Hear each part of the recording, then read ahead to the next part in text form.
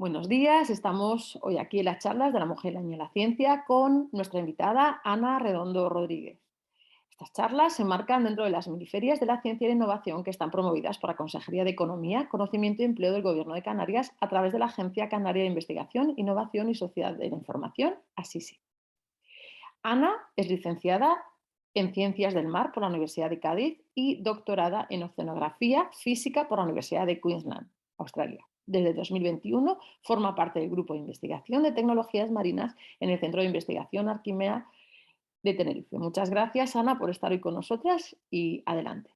Como ha comentado Paola, yo me llamo Ana y soy oceanógrafa. Actualmente trabajo en el Centro de Investigación de Arquimea, como has dicho, en el área de las tecnologías marinas, aunque he dado un pequeño rodeo así alrededor del mundo para llegar aquí.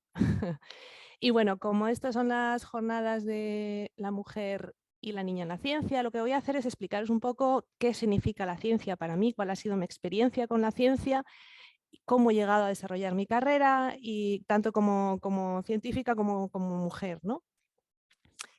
Para mí, cuando estaba en el instituto, como vosotros, científica, ¿qué es ser científica? Pues la típica imagen de una persona con bata en un laboratorio haciendo cosas, como habéis hecho vosotros, con mis tubitos de colores y un poco de humo y algún experimento, o eso, o alguien haciendo muchas cuentas en una pizarra.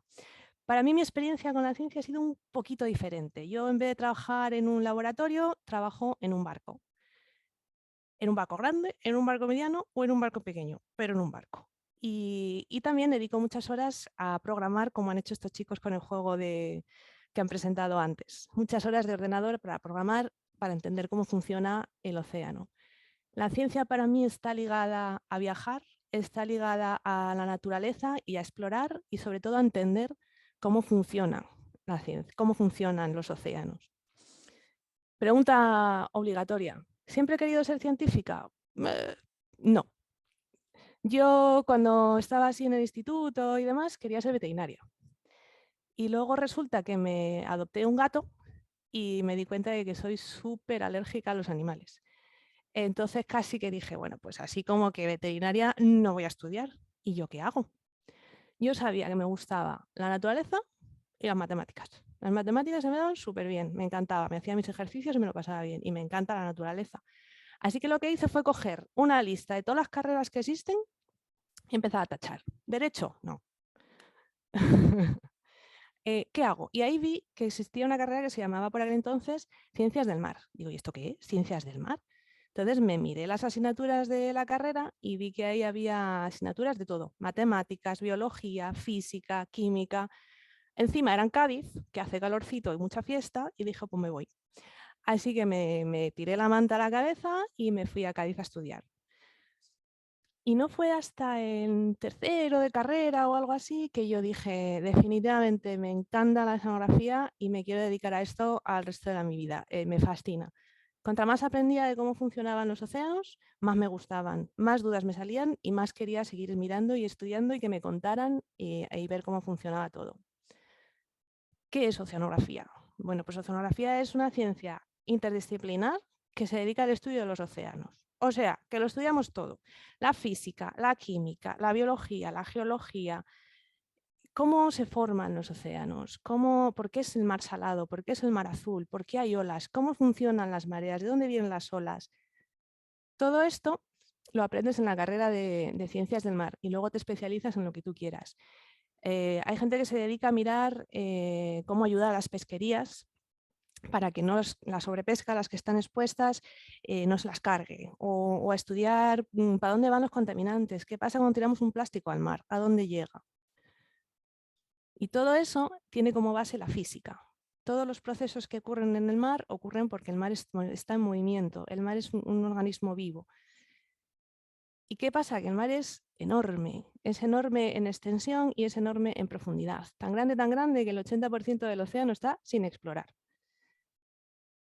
¿Por qué? Pues porque es mucho más fácil llevar un cohete a la Luna que bajar a 11.000 metros de profundidad en una zona en la que está todo a la oscuridad más absoluta y con una presión increíble. De hecho, creo que solo 3 personas o 5 personas han llegado al fondo de los océanos, al fondo de los océanos.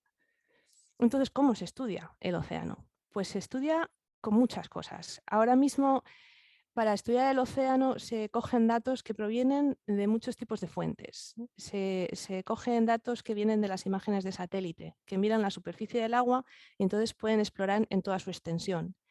Ahora hay drones, hay vehículos submarinos no tripulados, gliders, que son, no veo muy bien por aquí, pero bueno, por aquí están, vehículos que van surcando las aguas y cogiendo datos de temperatura, de salinidad, de cuál es la clorofila, qué organismos hay. Luego se utilizan anclajes de instrumentos, que se llaman, que es poner instrumentación a lo largo de la columna de agua para grabar cuáles son los datos que existen ahí. Se pueden usar radares, se pueden usar drones actualmente. Y con todos esos datos juntos, luego se meten en modelos y se hacen como los mapas del tiempo, pero para el océano. Y todo esto conlleva, en su mayor parte, el uso de lo que se llaman campañas oceanográficas, que es cogerte un barco, dependiendo de dónde vayas, de mayor o menor tamaño, a poner instrumentación en el agua o a tomar muestras o simplemente a cambiar los instrumentos de una estación de observación meteorológica. Los barcos, los buques oceanográficos, no sé si alguna vez habéis visto los típicos que van a las expediciones en el polo, que son gigantes, algunos tienen gimnasio dentro. Bueno, parecen hoteles en movimiento. La mayoría de ellos no son así de espectaculares, son barcos de tamaño medio en los que a veces tienes un baño para 20 personas y te tienes que estirar allí pues 3 semanas haciendo campaña, ¿no? Y luego, en función de dónde estés, si vas a explorar una zona costera, a veces con una lanchita pequeñita vas que chutas. Esto es como un buque oceanográfico, la popa de un buque oceanográfico normalmente parece, con un montón de instrumentos, tienes una zona seca por si tienes que hacer algo en el ordenador y demás. Y ahora os voy a enseñar un poco de fotos para que os hagáis una idea de cuando lo de anclajes de instrumentos, cómo se ve esto, ¿no? Pues son muy aparatosos, son cosas muy grandes. Necesitas siempre una grúa para ponerlos en el agua, normalmente tienes un peso muy fuerte, un aparato acústico en el que tú le mandas una señal y entonces esto se abre para que la boya vuelva a la superficie. Tienes una serie de instrumentación para medir diferentes parámetros dentro del agua, una boya que sueles tener algún instrumento como radio para poder saber dónde estás y se te pierde. Y estas pueden ser hasta de 1000 metros o de 2000 metros. Los puedes poner a muchas profundidades y luego tirar cable, ir tirando cable y poniendo los instrumentos en él toda la largura que necesites. Esto, por ejemplo, es una boya con un instrumento que se llama ADCP, tenemos muchas siglas en oceanografía, que mide las corrientes. Este se llama CTD y mide la temperatura y la salinidad. Y para meterlos en el agua, como decía, necesitas una grúa. Este es un equipo mío en el trabajo que yo hacía en el sur de Australia, poniendo la instrumentación en el agua. Es un trabajo físico, es un trabajo peligroso, porque si el mar no está calmado y tienes que andar poniendo esto en olas relativamente grandes, pues cabe la posibilidad de que enganches mal una cuerda y vayas al agua, ¿no? Que, bueno, no ha ocurrido, pero los riesgos están ahí. Cuando recogemos los instrumentos, salen sucios, con todos estos organismos que se adhieren ahí a la superficie del instrumento y hay que limpiar. Y eso huele fatal, como si estás ahí con pescaditos muertos de una semana. Otra cosa que se hace en las campañas oceanográficas son muestreos. Es meter instrumentación en el agua para mirar lo que hay en la columna de agua en un momento determinado. Normalmente esto se hacen 24 horas al día. Tú no paras. Tú vas en el barco, haces turnos, unos trabajan por la mañana, otros trabajan por la noche y cada X metros paras, metes el instrumento en el agua o coges muestras. Esto, por ejemplo, se llama botella Niskin, que es una botella que tú la pones aquí en el cable, la bajas a la profundidad a la que tú quieras y cuando la tengas a la profundidad que quieras, mandas un mensajero que le da un botón, cierra las dos partes de la botella y atrapa el agua. Y entonces puedes tener muestras de agua de todas las profundidades que quieras. Y a veces las pones no sé, a 2000 metros y te tiras allí 20 minutos hasta que la botella llega a la profundidad de los 2000 metros, coges el agüita y otros 20 minutos para arriba hasta que la botella vuelve a llegar a la superficie. Y esto es lo más parecido al trabajo de laboratorio de bata blanca que hacemos, que es coger esas muestras de agua y filtrarlas para luego analizar qué hay en el agua, qué salinidad tiene, qué nutrientes, qué organismos, qué plantas, etcétera. Y luego con todos estos datos unimos las imágenes que hayamos cogido de imágenes de satélite o de drones o de cualquier otro instrumento, los metemos en el ordenador y a través de programación generamos estos modelos numéricos. Que como veis aquí, por ejemplo, esto es la temperatura del agua. Podéis ver aquí cómo el agua caliente va en esta corriente por aquí. Y aquí hay agua que está muy fría cerca de la orilla. Bueno, pues esto es un mecanismo, por ejemplo, que se llama afloramiento. Que el agua, digamos que viaja por aquí y hace una especie de succión en la orilla y sube el agua fría de las profundidades del océano hasta la superficie. Y al hacer eso, pues arrastra muchos nutrientes y en esta zona, si tú eres un pescador, te vas a esta zona y seguro que encuentras peces. Y sin embargo, te vas aquí y probablemente no los haya, porque este agua está muy caliente y no hay nutrientes.